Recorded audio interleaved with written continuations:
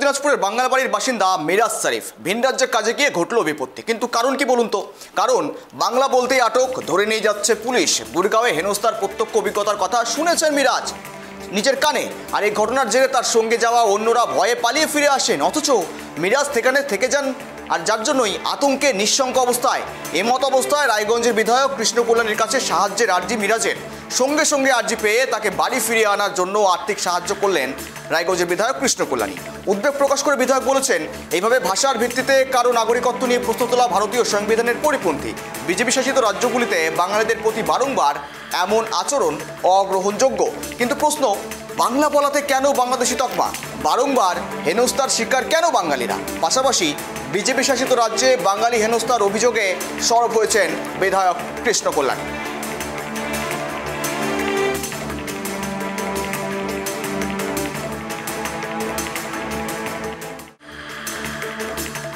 তারপরে স্যার আমি এখন গুরগাঁও সেক্টর 91-এ আমি এখন আছি। তারপরে স্যার আমার বন্ধুগুলো ওখানে ছিল, সবাই ভাগে আমাদের এখানে চলে আসছে। কেন ওখানে মানে ও নিজের চোখে দেখছে স্যার, আমি তো দেখি নাই, ও নিজের চোখে দেখছে। ওখানে রাত্রিবেলায় মানে পুলিশের গাড়ি আসে আর লোকগুলোকে ধরে ধরে নিয়ে যাচ্ছিল। তারপরে কাল রাত্রে আমি এমএলএ সাহেবকে আমি মেসেজ করে বললাম, স্যার এমএলএ সাহেব আমাকে পয়সা পাঠিয়েছেন 5,000 টাকা। আর স্যার আমি বলেছি, বলার 5 মিনিটের মধ্যে আমাকে 5,000 টাকা পাঠিয়ে দিয়েছেন তিনি। মিরাজ শরীফ আমাকে ফোন করেছিলেন। তিনি আমাদের উত্তর দিনাজপুর বাঙালবাড়ির বাসিন্দা। তিনি 15 দিন আগে গুরগাঁওয়া নিজের কাজের জন্য নিয়ে গিয়েছিলেন। তো ওখানে যাওয়ার পর ওনার সাথে যারা চেনা পরিচিত ছিল তাদেরকে পুলিশ ধরছে, পুলিশ ডিটেনশন ক্যাম্পে নিয়ে যাচ্ছে, হ্যারাসমেন্ট করতেছে। মানে তার বক্তব্য যেটা আছে, বাংলা ভাষায় যে কথা বলছে তাদেরকেই পুলিশ গ্রেফতার করছে আর ভাবে নেন তাদের প্রতি অত্যাচার করছে।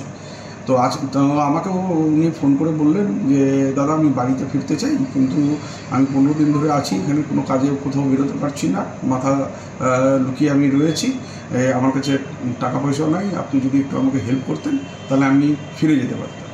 তো আমি এই কথা শোনার পর ওনাকে আর্থিকভাবে সহযোগিতা করলাম যাতে ও ফিরে আসতে পারে। কেননা তিনি তার পরিচয় দিলেন, আমাকে ডকুমেন্টস পাঠালেন, ওনার ভোটার কার্ড, আধার কার্ড, প্যান কার্ড আর ভাবে নেন পাসপোর্টেরও ফটোকপি আমাকে পাঠালেন। আর নিজের পরিচয় দিলেন যে রান ফর রায়গঞ্জে যখন আমরা করেছিলাম সেই রান ফর রায়গঞ্জে উনি পার্টিসিপেট করেছিলেন। প্লাস সেফ গ্রিনের জন্য উনি দিল্লি থেকে মেঘালয় অবধি সাইকেল চালিয়ে গিয়েছিলেন। তো বিভিন্ন সোশ্যাল অ্যাক্টিভিটির সাথে যুক্ত আছে। তো কথা হচ্ছে যেই হিসাবে পশ্চিমবঙ্গের বাইরে যেগুলো বিজেপি পরিচালিত রাজ্যগুলো আছে, যে হিসাবে বাংলাভাষীদের যারা বাংলা ভাষায় কথা বলছে তাদেরকে যে হিসাবে অনীহা, যে হিসাবে তাদের প্রতি মানে অত্যাচার হচ্ছে, এটা সত্যি খুব দুর্ভাগ্যজনক। আজকে আপনারা চিন্তা করুন যে 2024-এ লোকসভার নির্বাচন হয়েছিল।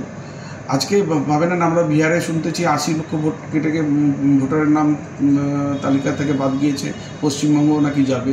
আজকে বিভিন্ন জায়গায় যদি এমনি করে তালিকা থেকে যদি বাদ যায়, তো আজকে ভাবে না 2024 সালে তাহলে লোকসভার নির্বাচনেও তো তাদের যদি ভোট যদি অবৈধ থাকে, তাহলে প্রধানমন্ত্রী অবৈধভাবে উনি হয়েছেন প্রধানমন্ত্রী, আমিও তাহলে এমএলএ হিসাবে আমি অবৈধভাবে এমএলএ হয়েছি। তাহলে তো আজকে প্রধানমন্ত্রীকেও ইস্তফা দেওয়া উচিত আর আমাকেও এমএলএ হিসাবে ইস্তফা দেওয়া উচিত। আজকে যেই হিসাবে মানে আমাদের মানে সংবিধানকে না মেনে নতুন করে বিজেপি আরএসএস যৌথভাবে সংবিধান রাখার চেষ্টা করছেন, এটা আমি মনে করি গণতন্ত্রের হত্যা হচ্ছে। আমাদের সকলকে এখন জাগা উচিত। আমি তো নিজে বঙ্গভাষী বাংলাভাষী হিসাবে নিজেকে গর্বিত মনে করি। তো যারা পশ্চিমবঙ্গে আছে কিংবা পশ্চিমবঙ্গের বাইরে আছে, তাদের প্রত্যেকের নিজের বাংলা ভাষাকে নিয়ে গর্ব করা উচিত।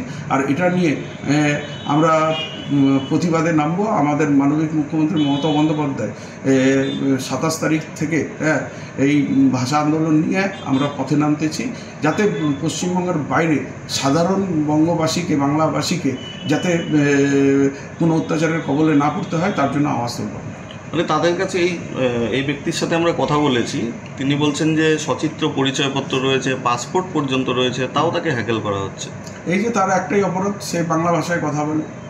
তো এই জিনিসটাই তো এখন ভারত কেন আজকে আপনি দেখুন, ইতিহাস বলে বাংলা ভারতবর্ষকে দিশা দেখায়।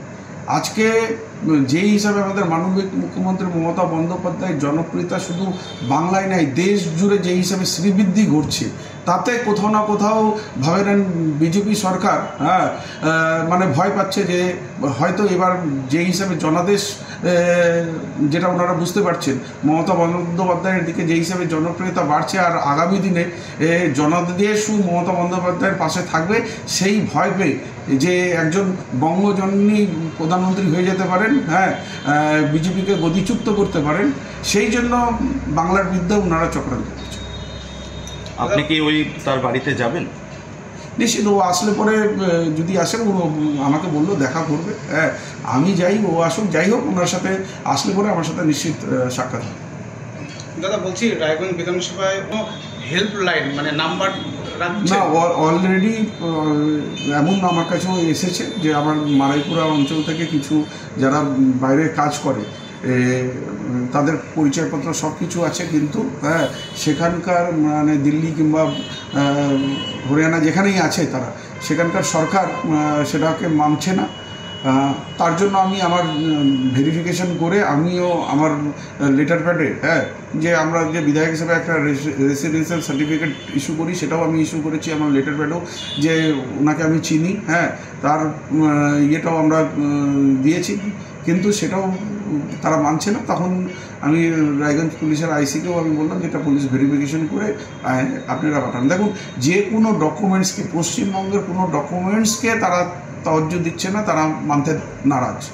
তো এটা সত্যি আমাদের যারা বাইরে কাজ করতে গেছেন, তাদের পাশে আমাদেরকে দাঁড়াতে হবে। তাদেরকে কি করে আমরা সহযোগিতা করব, আমাদের শীর্ষ নেতৃত্বকে আমরা জানাচ্ছি। আমি দিদিতে বলতো কালকে এই ব্যাপারগুলো জানিয়েছি।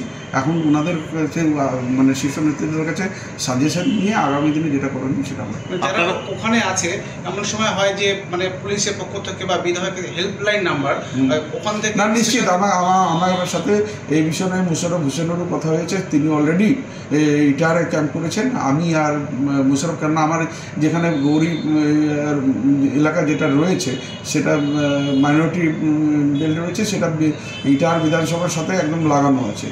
তো সেই বিষয়ে আমি মুশারফের সাথে কথা বলে নিশ্চিত খুব শীঘ্রই একটা আমরা হেল্পলাইন নম্বরও জারি করবো, আর আমরা একটা যৌথ উদ্যোগে ক্যাম্প করবো। মানে আপনারা তো দলীয়ভাবে চেষ্টা করছেন, কিন্তু প্রশাসনিকভাবে কি কোনোভাবে এটা সম্ভব নয়? না, এটা শুনে দলের ব্যাপার না, এটা প্রশাসনের ব্যাপার না, এটা পশ্চিমবঙ্গে আম জনতার আওয়াজ উঠবে। কেননা পশ্চিমবঙ্গের আম জনতার মধ্যে ভাবে না, আপনার পরিবারের লোকও বাইরে কাজ করতে পারে, আমার পরিবারের লোকও বাইরে কাজ করতে পারে। আমাদের অপরাধ কি আমরা বাংলা ভাষায় কথা বলি? এটাই আমাদের অপরাধ। সেই যারা এই ধরনের অত্যাচার করছে তাদের বিরুদ্ধে আমাদেরকে সকলকে আওয়াজ তুলতে হবে।